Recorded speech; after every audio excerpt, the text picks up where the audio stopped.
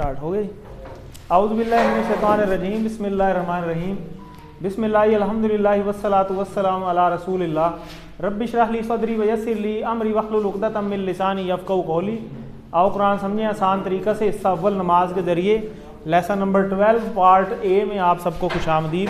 अस्सलामु अलैकुम वरहमतुल्लाहि वबरकातुहू। लेसन आप डेफिनेटली रिवाइज़ कर चुके हैं क्योंकि आपने मिड क्विज़ दिया है अभी रिसेंटली और नंबर भी सबके माशाल्लाह बेहतर हैं।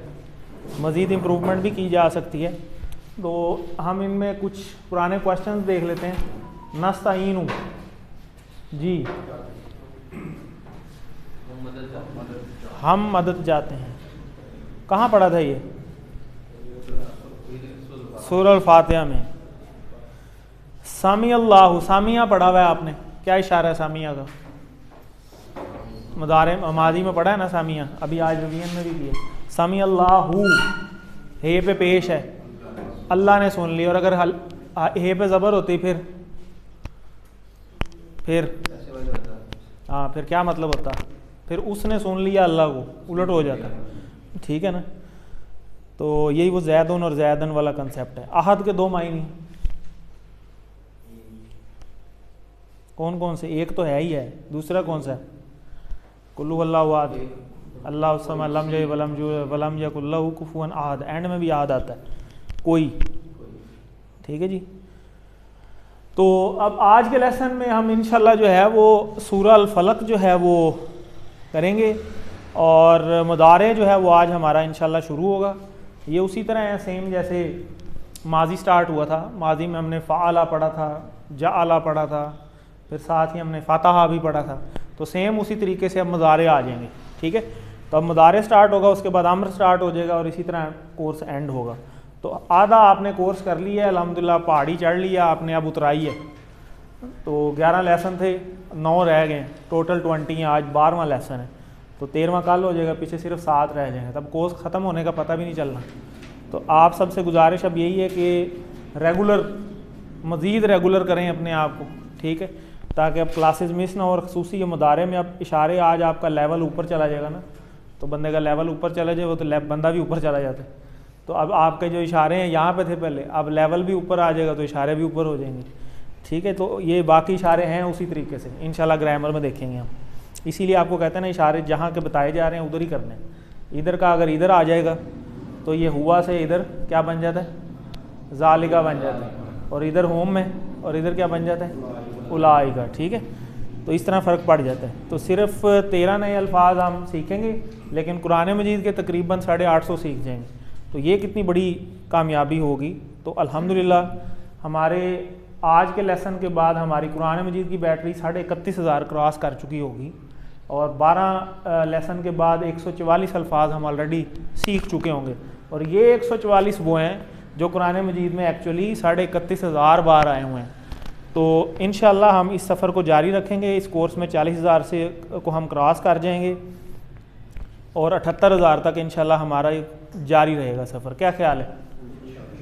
तो 7 होमवर्क रिवाइज़ कर लेते हैं।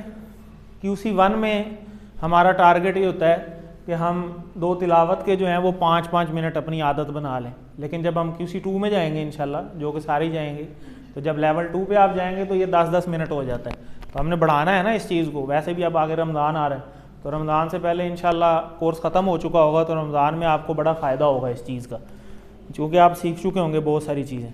तो 2 पढ़ने के होते हैं। ऑडियो भी इस पूरे कोर्स की मिल जाती है, लेकिन अभी हम नहीं देते, कोर्स के बाद आपको देंगे। ये जो लिखा हुआ ना MP3 से सुनने का, तो इस पूरे कोर्स की जो ग्रामर है वो एक ही ऑडियो में मिल जाती होती है। तो कई दफ़ा आप सफ़र में जा रहे हों तो आप उस ऑडियो को भी अगर लगा लें तो वो सारी ग्रामर जो है वो उस ऑडियो में रिपीट हो जाती है। और ये वीडियो लेसन्स भी हैं, किसी लेसन को आप दोबारा सुनना चाहें तो वो भी आप लगा सकते हैं। अपने किसी ना किसी दोस्त को ज़रूर कोर्स में शामिल करें। नए कोर्सेज़ भी स्टार्ट होते रहते हैं। अभी टीचर ट्रेनिंग वर्कशॉप 1 लेसन की आ रही है, 1 लेवल की। तो हमारे अल्हम्दुलिल्लाह AQTs जो हैं उसमें से 7 लोग जा रहे हैं ट्रेनिंग पे। तो ये बहुत बड़ी कामयाबी होगी इंशाल्लाह। तो 7 लोग ट्रेन होके आएंगे, तो 7 डिफरेंट प्लेसेस पे इंशाल्लाह हमारी कोशिश होगी कि हम QC1 स्टार्ट कर सकें सरगोदा में। तो नए लोगों को आप तैयार करें। अभी तो लोगों का ये मसला होता है ना कि जी लोकेशन दूर है, हम इतनी दूर से आते हैं। अब ये बिलाल साहब हैं, ये माशाल्लाह पुराने सेटलर टाउन से आते हैं। वैसे तो सरगोदा कोई इतना बड़ा नहीं है, तो ये सिर्फ शैतानी वसवसे ही होते हैं, ये सारे कितनी दूर से आते हैं। वो कहाँ से आ रहे हैं आप?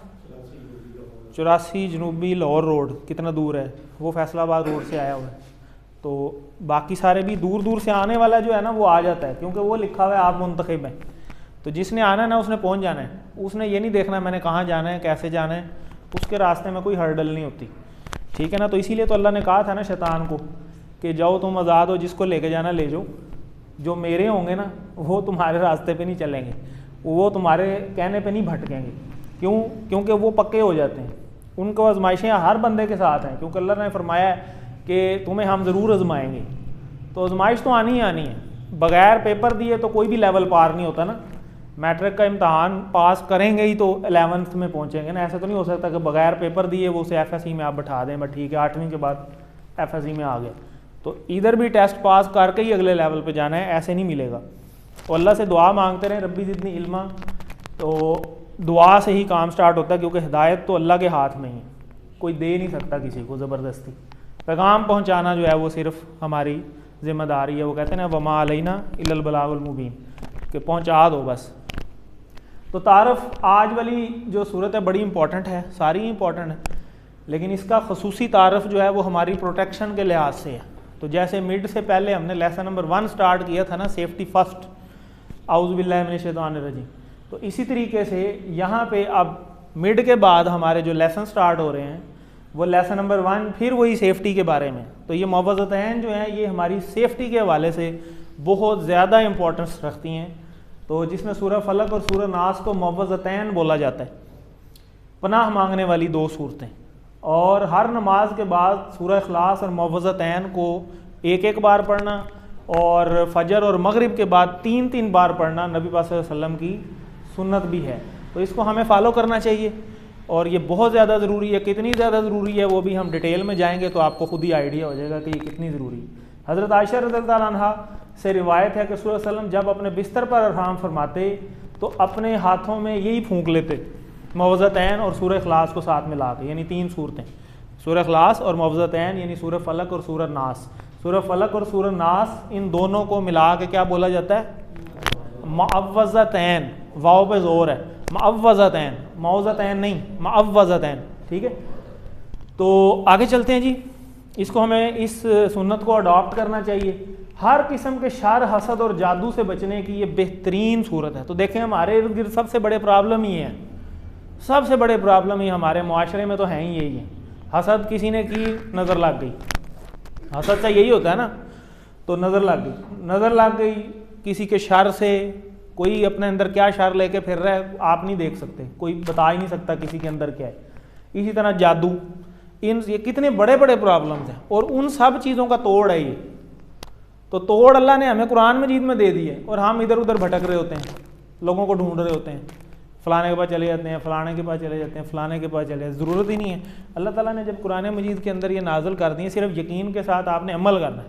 अमल के लिए आपको ये चीज़ें बता दी गई हैं, हर नमाज के बाद 1 दफ़ा, और फजर और मगरिब के बाद कितनी बार? 3 दफ़ा, ठीक है। ये हमें अमल करना चाहिए। तो हम में से कौन है जो शुरूर से बचना नहीं चाहता? कोई भी नहीं होगा। तो हर बंदा बचना चाहता है। तो फिर हम सब इन सूरतों को पढ़ने का, समझ कर पढ़ने का एहतमाम करें, और इन पर अमल करने की भी अल्लाह हमें तौफीक दे। तो ये सूरत है जी, इसको हम एक बार जो है वो तिलावत कर लेते हैं। तो उसके बाद फिर हम, और साथ साथ आप अल्फाज पे भी गौर करें। कुछ चीज़ें बहुत सारी बल्कि इसमें से आपको मिल जाएंगी जो आपने ऑलरेडी पढ़ी भी होंगी, तो उनको ज़रा ढूंढने की कोशिश करें, और ये भी ज़हन में मेमोराइज़ करें कि हमने कहाँ पढ़ी थी। उससे आपका जो हाफ़ज़ा जो है ना वो तेज़ होगा, आपको आइडिया होगा। तो चलें जी, औज़ु बिल्लाहि मिनश शैतानिर रजीम। थोड़ा सा अगर गौर करें तो इसमें ये कुल जो है वो आप ऑलरेडी पढ़ चुके हैं। कहाँ पढ़ा? कुल हुवल्लाहु अहद में, पिछली अभी जो सूरत की थी मिड से पहले।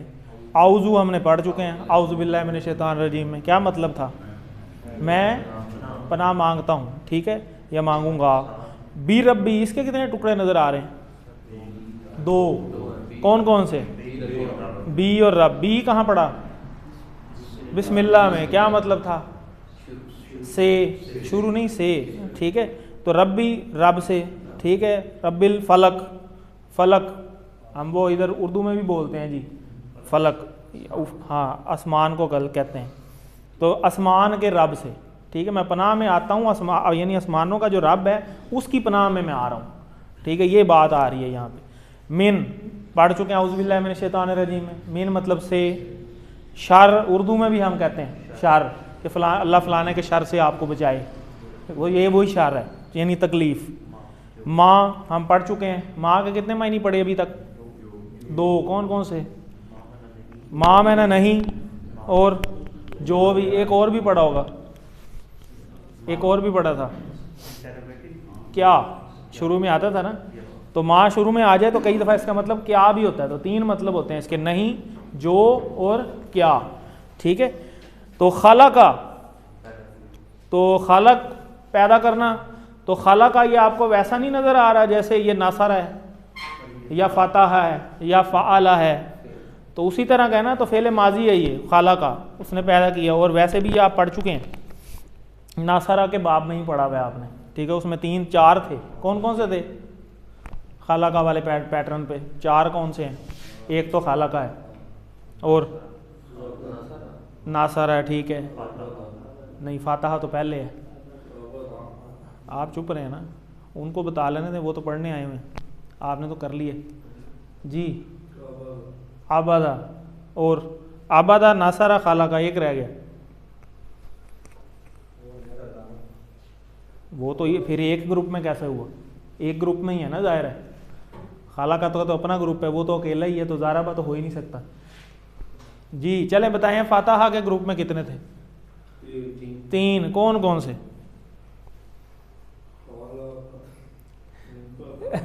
तुसी भी एक मिनट ठहर जाओ, नव्या नूं वेखण दो, नव्या नूं देखण दो। फातहा, जाअला, नहीं, फातहा, जाअला, फतह, फतह, जाअला, फ़अला, 3, ठीक है, 3 हो गए। अगले 4 थे, कौन सा? नासरा पे, नासरा, आबादा बताया आपने, खाला का बताया, और ज़ाकरा, तो ये 4 थे। तो अभी तो मिड इतना दूर तो गया ही नहीं, अभी भूल गए। अच्छा जी, आगे कौन सा ग्रुप है? 4 हो गए, 4 और फिर 3, 4 और 3 कितने हो गए? 7, ठीक है। 7 के बाद अगला ग्रुप, तीसरा ग्रुप कौन सा है? ज़ाराबा, ठीक है, वो एक अकेला ही है, ज़बरदस्त। 8 हो गए। आखिरी ग्रुप कौन सा है? सामिया, ठीक है। तो सामिया पे कौन कौन है? कितने हैं टोटल? कितने हैं चलें ये बता दें। 11, तो 8 हो गए, पीछे कितने रह गए?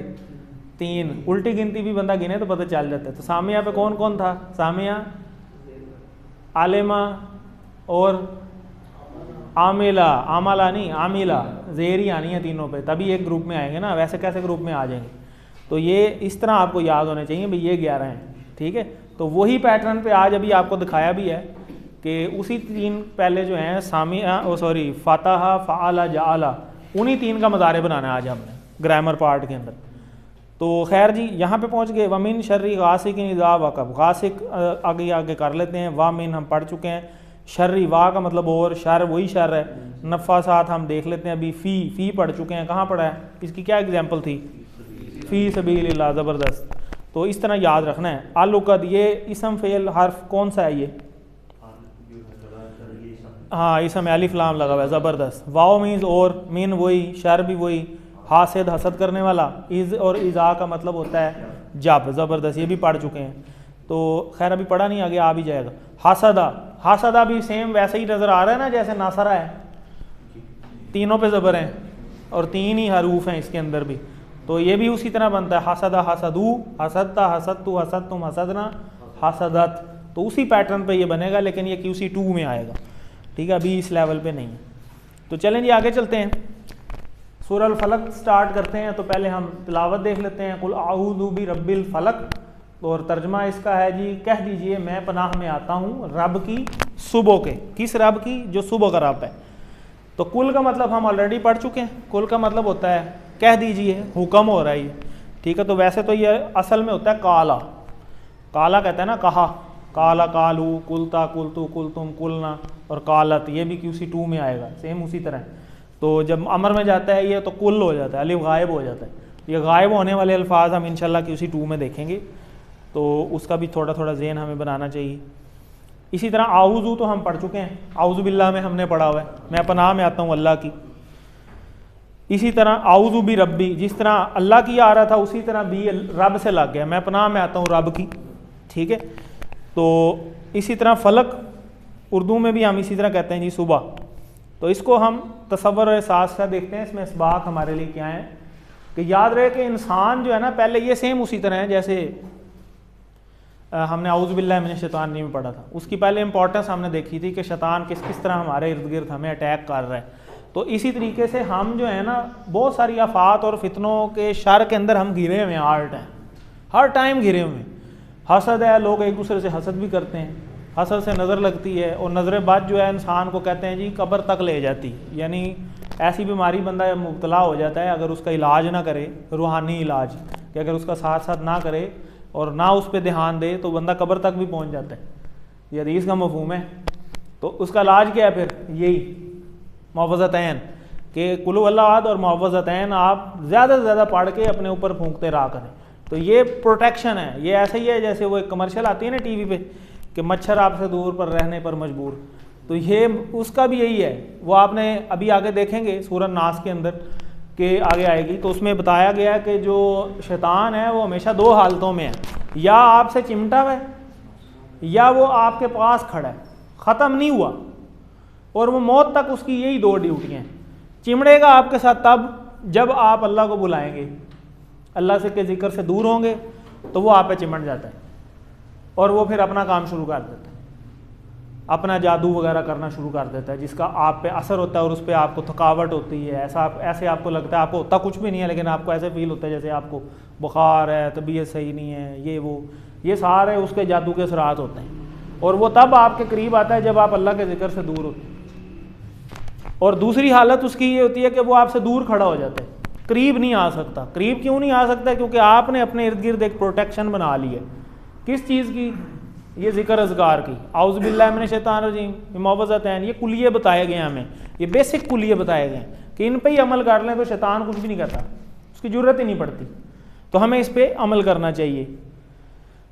इसकी अज़मत को महसूस हमें करना चाहिए अल्लाह की, कि उस रब की कि जिसने आज तक हमारी हिफाजत की है, इसी से दरख्वास्त करके कि उसी से वही अब हमें जो है ना शैतान के शर से बचाएगा इंशाअल्लाह। तो रब्बिल फलक के अल्फाज को हमें इस पे गौर करना चाहिए। और सुबह का रब और रब, इसको हम अल्हम्दुलिल्लाह रब्बिल आलमीन में बड़ी डिटेल से ऑलरेडी जो है वो पढ़ चुके हैं। तो वो अल्लाह की रबूबियत जो है वो हमें पहले तो आनी चाहिए, अपने अंदर उसकी फीलिंग्स आनी चाहिए।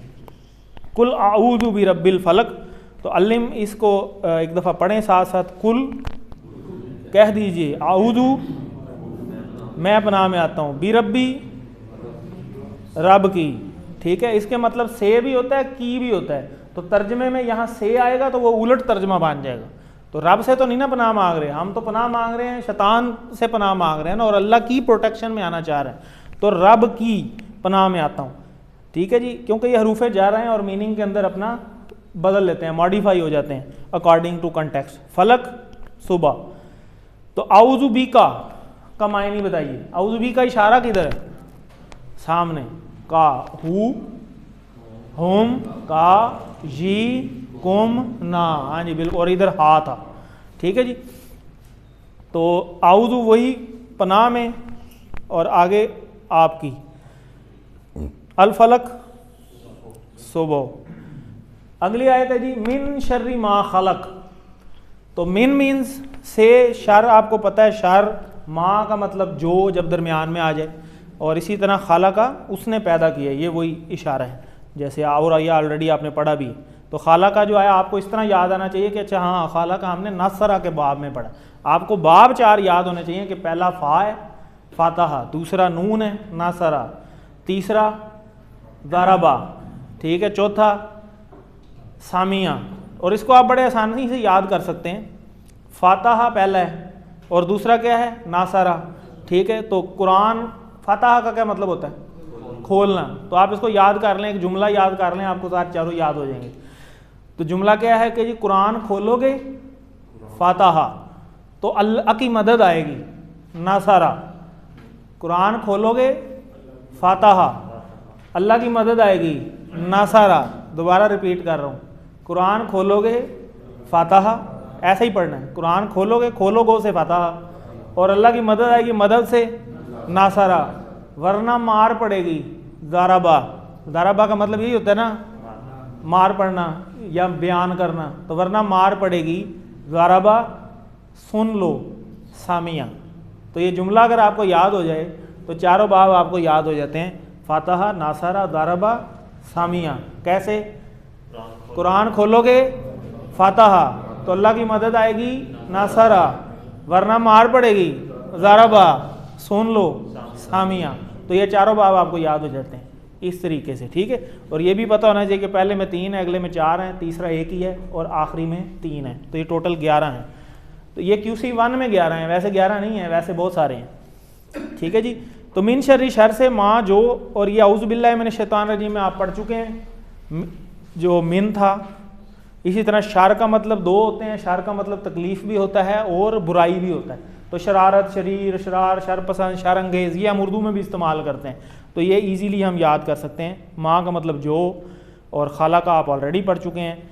तो फ़ी ही होता है उसमें, और माँ शुरू में आ जाए, माँ फ़ी ही, तो माँ का मतलब एक नहीं भी होता है और एक क्या भी होता है। तो 3 इसके मीनिंग होते हैं बेसिकली। देखें, वट यानी क्या भी आता है, और जो भी, और नहीं भी। तो तीनों सिचुएशंस के अकॉर्डिंग इसका मीनिंग जो है वो बदल जाता है।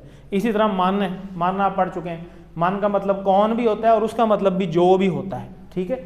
जैसे मन रब्बू का, तो कौन है तुम्हारा रब, और इसी तरह समी अल्लाहु लिमन हामिदा, तो वहाँ पे मन का मतलब जो हो जाता है। तो ये तो ऑलरेडी हमने चीज़ें पढ़ी हुई हैं पीछे, तो रिमाइंडर के तौर पे आपको दिखाया गया। खाला का उसने पैदा किया, ठीक है। तो खाला का तो ऑलरेडी आपको पता, खालिक, मखलूक, खल्क़े खुदा, मिन शर्री मा खलक, उससे शर से जिसने, यानी उस जिसने पैदा किया ना, उसके हम पनाह में आ रहे हैं हर तरह के शर से। तो इसको हम तसव्वुर साथ साथ देख लेते हैं, इसके इसबाक। याद रखिए, शर से, उन चीज़ों से के शर से जो भी इसने पैदा किए हैं। अब आप बताएं काउंट करके कि अल्लाह ने क्या कुछ पैदा किया जी। वो तो की है, वो तो सबको पता है, लेकिन कितनी की है काउंट कर सकते हैं? नहीं। तो आप ये देखें कि इस एक लाइन के अंदर कितना बड़ा समंदर है, इतना बड़ा समंदर इस लाइन के अंदर है। माँ का मतलब जो, कि जो भी अल्लाह ने पैदा कर दिया है ना, और उस पैदा करदा मखलूक से जो इस किस्म का भी शर मुझे पहुंच सकता है ना, उस सारे शर से मैं पनाह मांग रहा हूं। अब अंदाज़ा लगा लें कि इतनी अरबी गहरी है, इतनी गहरी लैंग्वेज है कि उसके अंदर एक लफ्ज़ों के अंदर इतनी बड़ी बड़ी चीज़ें जो हैं उसके मफहूम को ही नहीं हम पहुंच सकते। खाली इंसान ही देख लें, 8-9 अरब हैं। 8-9 अरब अगर आपके ख़िलाफ़ खड़े हुए हैं तो 8-9 अरब के लिए ये एक जुमला ही काफ़ी है। सिर्फ एक मखलूक है ना इंसान, फिर चरिंद परिंद हैवानात कितने हैं समंदर के अंदर। देख लें कि कोई भी चीज़, कोई जानवर ही आपको अल्लाह ना करे कोई नुकसान पहुंचा जाए, तो वो शर ही आ गया ना, बुराई और तकलीफ़। घर से आप निकल रहे हैं, आप अल्लाह ना करे कोई एक्सीडेंट हो जाए, कोई चीज़ काट जाए, वह किसी भी तरह का शर हो सकता है। तो अगर आप इस तरह की प्रोटेक्शन अपने साथ लेके फिर रहे हैं तो कोई शर आपको नुकसान नहीं पहुंचा सकता। ये इतनी इम्पोर्टेंट है। ये बात हमने कर ली। तो इसको एक बार देख लें। अल्लिम, अल्लिम का मतलब होता है सिखाइए। तो सिखाइए का मतलब होता है बेसिकली कि जो साथ बैठे हुए हैं एक दूसरे के, वो एक दूसरे को इसका तर्जमा सुना लें, अपने अपने साथ वाले। पहले एक तर्जमा बता ले, फिर दूसरा बता ले। ज़रा ये प्रैक्टिस कर लें, एक्टिव हो जाएंगे ज़रा।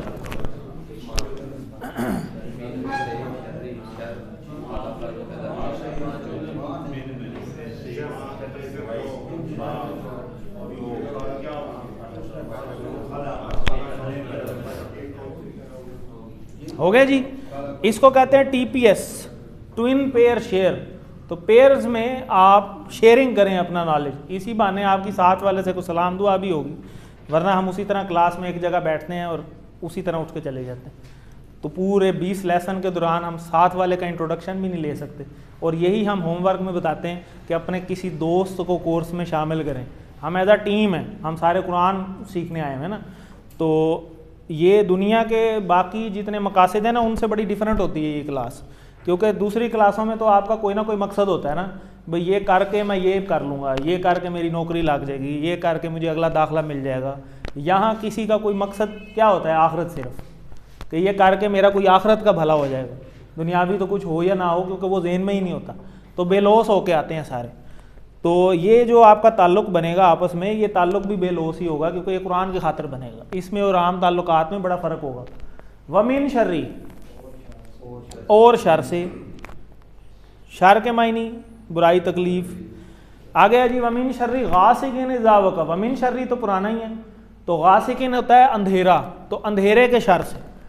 इज़ा जब वो छा जाए, जैसे मगरिब के बाद आपने देखा कि अंधेरा छाना शुरू हो जाता है, तो इसीलिए जो अंधेरा जब छा रहा होता है और इसी तरह जब अंधेरा कन्वर्ट हो रहा होता है रोशनी के अंदर सुबह के टाइम, तो उस वक़्त 3-3 दफ़ा पढ़ने की आदत थी नबी पाक सल्लल्लाहु अलैहि वसल्लम की, सूरह इखलास को भी और ये मुअव्वज़तैन को भी, यानी ट्रिपल प्रोटेक्शन जो है, क्योंकि उस वक़्त शरूर का ज़्यादा असर करने का अंदेशा होता है। तो पहले आपने देखा होगा ना, पुराने टाइम में इतना कुछ ज़्यादा गुजरा नहीं है टाइम, तो थोड़ा सा टाइम ही पीछे जाएं तो आपने देखा होगा कि घर वाले शाम के टाइम निकलना ही मना करते थे कि भाई मगरिब हो गई है, बस हर चीज़ बंद। वो बर्तन भी ढाक देते थे, सारा कुछ कर देते, बस जी अब तो बाहर जाना ही नहीं, सवाल ही पैदा नहीं होता। और अब उलट हो गया निज़ाम ज़रा, अब हर चीज़ खुली मगरिब के बाद रही होती है, क्यों जी ऐसे ही हो गया ना। तो यही उसी चीज़ का यहाँ पे जिक्र है कि वामिन शर्री, और शर से, गासिक अंधेरा, इज़ और इज़ा हम पढ़ चुके हैं, जब, और वाकबा कहते हैं छा जाना। तो ये वाकबा भी ऐसे ही है, ये जो वाकबा है इसमें जो वाव है वो वाकबा लफ्ज़ का अपना वाव है, अलहदा से वाव नहीं है, वरना अलहदा से हो तो उसका मतलब हो जाता है और। तो ये वाकबा भी ऐसा ही है जैसे नासरा है, तो इसको भी आप पहचाने ज़रा। हाँ यही वही वाकबा, वकबू, वकबता, वकबतू, वकबतुम, वकबना, वकबत। ज़बरदस्त। इसी तरीके से ये आपको तरीका पता चल गया। बस अब थोड़ा सा अगले लेवल पे जब आप जाएंगे तो यहाँ तो हमें साफ पता चल रहा है ना कि ये सामिया के पैटर्न पे है या नहीं है जी। कैसे पता चला नहीं है? क्योंकि ज़ेर नहीं है, क्योंकि उसके माजी के अंदर दरमियान वाले पे ज़ेर होती है। अगर ये सामिया पे होता तो ये होता वाकीबा, तो जो है ही नहीं वो। इसका मतलब है कि अब ये या फातहा पे है, या ये नासरा पे है, और या ये फिर जो है वो दारबा पे है, क्योंकि तीनों में ज़बर है। अब इसकी अगली डिटेल वो हम मुज़ारे या अमर में जाके पता चलता है कि अच्छा जो नासरा होता है उसमें उनसूर हो जाता है, अभी आज हम देखेंगे मुज़ारे के वहाँ पेश हो जाती है। इसी तरह दारबा में इज़रिब हो जाता है, ज़ेर आ जाती है उसके अंदर, और फातहा में अफ्ता ही रहता है, यानी उसमें ज़बर ही रहती है। तो कुछ चीज़ें मुज़ारे में जाके अलग होती हैं। तो ये हम इंशाल्लाह अभी जब शुरू करेंगे ना, अब आज मुज़ारे, तो आपको ये आइडिया हो जाएगा आहिस्ता आहिस्ता। तो इसको अब तसव्वुर एहसास के साथ देखते हैं। इसमें भी वही सारी बात लिखी हुई है कि रोज़ाना हम 12 घंटे देखें ना तकरीबन, उसके बाद रात आती है, तो रात में कमाने का वक़्त ख़त्म हो जाता है। बेसिकली तो वो रेस्ट के लिए अल्लाह ताला ने बनाई है, और कुछ लोग इबादत भी करते हैं रात के टाइम उसमें फ़ारग होके। तो इंसान निस्बतन फ़ारग ही होता है, और खाली दिमाग जो होता है वो कहते हैं क्या, शैतान का कारखाना है। ठीक है, तो वो क्या कहते हैं, इंग्लिश का मुहावरा भी है कि empty mind is a dwells nest. तो ये मुहावरा भी बना हुआ है, तो उसका यही उर्दू तर्जमा है। तो रात के वक्त अक्सर गलत चीज़ें जितनी भी हैं ना, वो ज़्यादातर सारी रात के टाइम ही हैं। चोरियाँ वगैरह आप देख लें, कोई डाका वगैरह देख लें, तो वो अंधेरे का फ़ायदा उठा के ही जो है वो सारा होता है। कोई टीवी के प्रोग्राम्स हैं, कोई सिनेमा है, कोई क्लब है, तो ये सारी चीज़ों के शरूर से पनाह मांगी गई है। दुश्मन के हमले भी रात में आसान हो जाते हैं। तो फिर आगे अल्लिम, तो अल्लिम में हमने जैसे आपको बताया कि थोड़ी सी अब प्रैक्टिस डालें कि अपने साथ वाले को ये जो नए अल्फाज आए हैं जैसे गासिक है, वाकबा है, ये अरबी के साथ तर्जमा बताएं, और पहले एक दफ़ा उससे पूछें, फिर वो आपसे पूछें। चलें।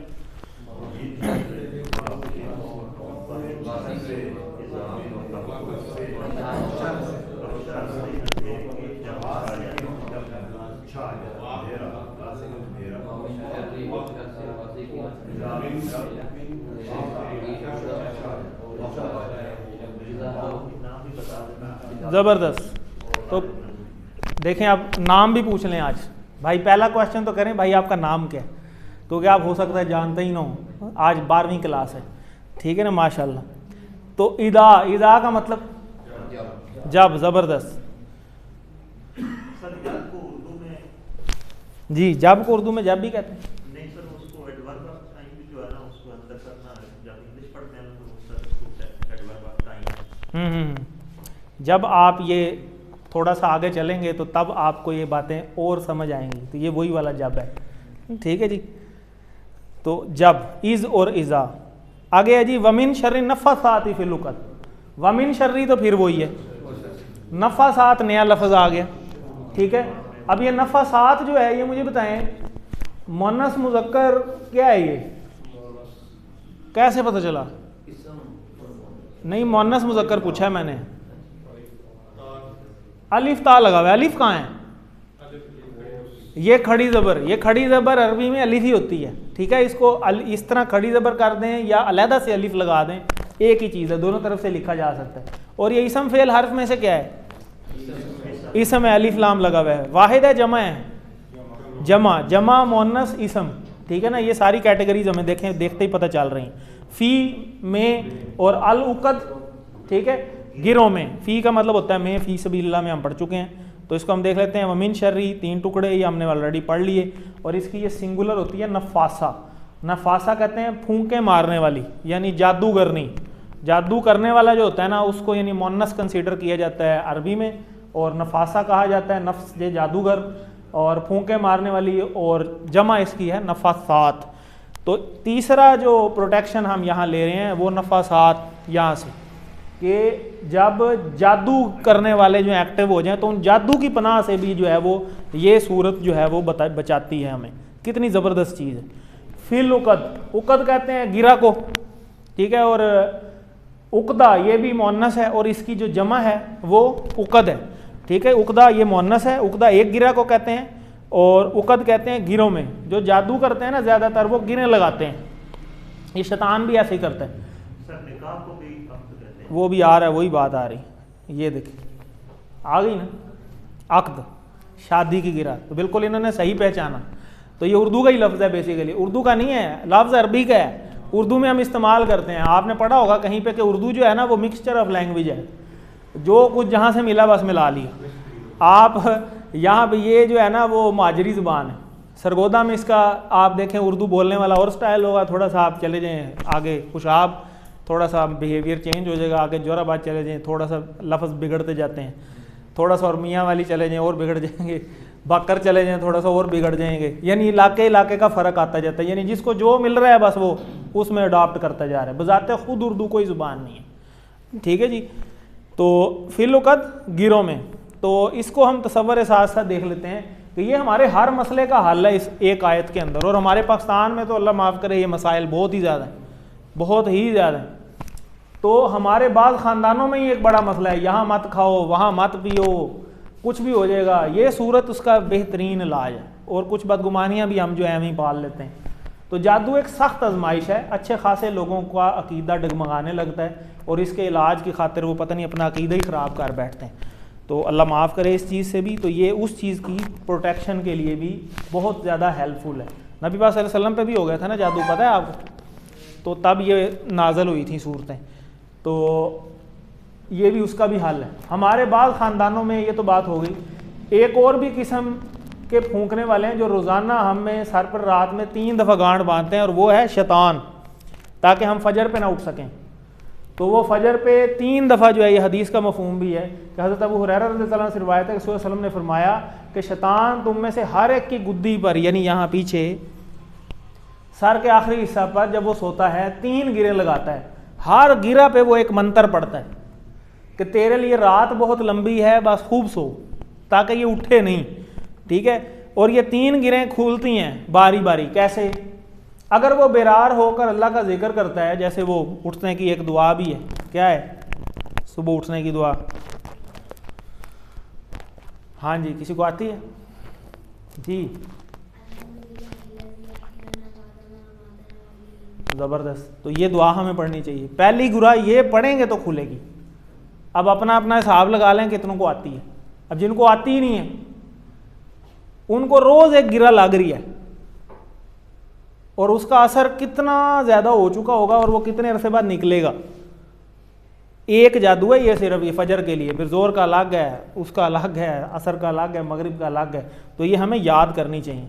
फिर दूसरी गिरा खुलती है जब वो वज़ू कर लेता है, और तीसरी गिरा खुल जाती है जब वो नमाज के लिए खड़ा होता है। इस तरह 3 स्टेजों में ये एक एक गिरा खुलती है। तो इससे हमें, इस पे हमें अल्लाह ताला अमल की तौफीक नसीब फरमाए। तो अल्लिम, ये नफ़ासात और उक़द, ये एक दूसरे को ज़रा बता लें, सिखाएं एक दूसरे को।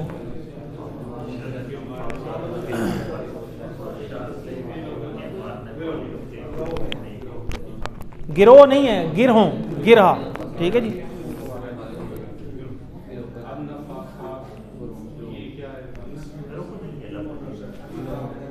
चलें जी आगे चलते हैं। वमिन शर्री हासिदिन इज़ा हसद, वमिन शर्री ये फिर वही हासिदिन हसद करने वाला, और इसी तरह इज़ा जब, और हासदा जिसने हसद किया यानी उसने हसद किया, ये वही है माजी वाला, ठीक है जी।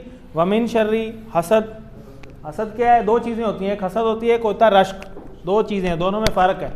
हसद जो नहीं है आप कर सकते, लेकिन रश्क आप कर सकते हैं। हसद और रश्क में फ़र्क क्या है कि हसद में ये होता है कि आप एक बंदे को अल्लाह ने एक नेमत दी है, एक एबिलिटी दी है, आप बस ये ज़हन में सोचना शुरू हो जाए कि बस इसकी जाए, मुझे मिले ना मिले, ठीक है। और यूँ भी होता है कि बस इसकी छीन के मुझे मिल जाए, और कुछ अगला लेवल होता है कि भाई मुझे मिले ना मिले, इसकी जाए बस किसी तरीके से। तो ये ज़हन में सोचने से ही अगले बंदे को नज़र लग जाती है। और ये देखें कितनी आम सी बात है, किसी ने नई गाड़ी ले ली तो वो साथ वाला बस नई गाड़ी ले ली, पता नहीं कहाँ से ले ली है वो, अब उसकी गई, वह ज़हन में ये सोचना भाई ये इसके पास बड़ा पैसा है, इसने नया घर बना लिया, इसने ये कर लिया, वो कर लिया, इस तरह नजरें लगती हैं, ये हसद है। दूसरी चीज़ रश्क, दीन हमें रश्क सिखाता है। रश्क में क्या है कि आप उसके दुआ दे दें, आप उसे कह दें माशाल्लाह अल्लाह ताला ने इसको दी है, अल्लाह ताला उसको दे सकता है तो आपको नहीं दे सकता, क्या ख्याल है? तो आप ये दुआ जब उसको देंगे अल्लाह ताला आपके ख़जाने भी भर देगा। आप उसे दुआ दें कि यार माशाल्लाह बहुत अच्छी है, अल्लाह ताला इसको नसीब करे, अल्लाह ताला मुझे भी अता करे, तो ये है रश्क। तो आप रश्क कर सकते हैं लेकिन आप हसद नहीं कर सकते, ये मना है। ईज़ और इज़ा जब, तो तसव्वुर साज के साथ हम देख लेते हैं। ये मोची की छोटी सी एग्जांपल दी है कि जैसे आप वो बाज़ार में जाए ना, हमारे पास तो लाइव एग्जांपल है हाफिज़ सोडा वाटर, तो पूरी लाइन ही हाफिज़ सोडा वाटर है। किसी ने 1932 लिखा हुआ है, किसी ने 1948 लिखा हुआ है, किसी ने 1971 का जिक्र किया हुआ है कि भैया इतने अरसे से जो है वो ये काम चल रहा है। तो बस हसद ही है कि भाई उसकी चल रही है तो साथ ही मैं बनाऊँगा तो मेरी भी चल जाएगी। तो ऐसे नहीं है, बस रश्क करना चाहिए, एक दूसरे को अच्छा गुमान के साथ जो है वो हमें याद रखना चाहिए। तो हसद करने का मैंने आपको सारा बता दिया, गाइड कर दिया। तो यहाँ पे बड़ी इंपॉर्टेंट बात कि इसमें हम क्या कर रहे हैं, मिन शर्री मा खलक, इसमें अल्लाह ताला को हमने एक बार पुकारा है, यानी शुरू में, ठीक है। तो शुरू में हम एक दफ़ा अल्लाह ताला को पुकारने के बाद 3 तरह के शरूर से पनाह मांग रहे हैं, यानी 1:3 है इसके अंदर, इस सूरत के अंदर।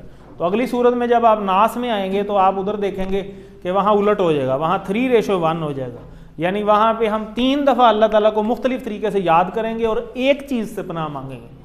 तो इसका मतलब है कि वो चीज़ को बड़ी ख़तरनाक ऐसी होगी कि जो बड़ी ज़्यादा तबाही करती है, जिस वजह से हमने अल्लाह को 3 दफ़ा पुकारा है और एक दफ़ा किसी एक चीज़ से पनाह मांगी है। और हालांकि ये भी हमें बहुत बड़ी चीज़ें हैं, हालांकि ये पूरी दुनिया तबाह कर देती हैं अगर इन तीनों में से कोई एक भी अल्लाह ना करे किसी के साथ हो जाए। तो इधर रेशो 1:3 है, अगली जो सूरत आएगी उधर 3:1 हो जाएगी। तो वमिन शर्री हासिदिन इज़ा हसद, हासदा का मतलब उसने हसद की, और हासिदिन का मतलब हसद करने वाला, ठीक है, जो कर रहा है। तो सूरह फलक में ख़ास तौर पर 3 शुरूर का जिक्र है, कौन कौन से?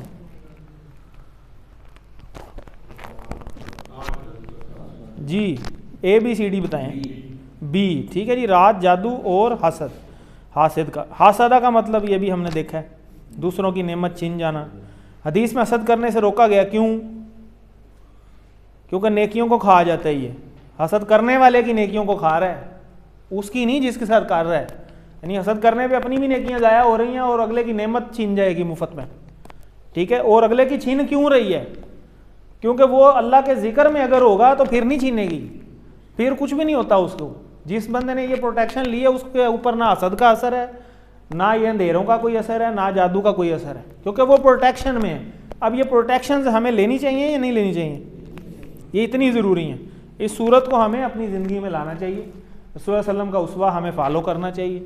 तो आप दोबारा बता रहे हैं कि हर नमाज के बाद 1 दफ़ा और मगरिब और फजर के बाद 3 दफ़ा। तो सारे ही महफूज रहना चाहते हैं और अल्लाह का दिया हुआ फार्मूला जो कुरान में मौजूद है, इससे हमें प्रोटेक्शन में आना चाहिए। देखें कुरान शुरू करने से पहले क्या पढ़ते हैं? आऊज़ु बिल्लाह। और कुरान ख़त्म कहाँ हो रहा है? सूरह नास और मुअव्वज़तैन पे, यानी उधर भी प्रोटेक्शन शुरू में जहाँ मर्जी से पढ़ें, और कुरान ख़त्म ही प्रोटेक्शन पे हो रहा है। तो ख़त्म प्रोटेक्शन पे इसलिए हो रहा है कि पूरा कुरान भी आपने पढ़ लिया ना, पूरा कुरान भी आपने सीख लिया। तो ये मत समझें कि आप बस महफूज हैं। अब शैतान के हमले उस वक्त तक हैं जब तक ज़िंदगी आपकी है, तो आपने प्रोटेक्शन में रहना है। मैसेज यहाँ पे ये, प्रोटेक्शन नहीं भूल जानी। तो ये बात हो गई है, ये भी हो गई है। तो इसको एक बार दोबारा सुन लेते हैं और इसके अल्फाज पे जो है वो आप थोड़ा सा गौर करें, जो नए अल्फाज आए हैं खुसूसी। आऊज़ु बिल्लाहि मिनश शैतानिर रजीम। तो अब हम पार्ट बी स्टार्ट करेंगे।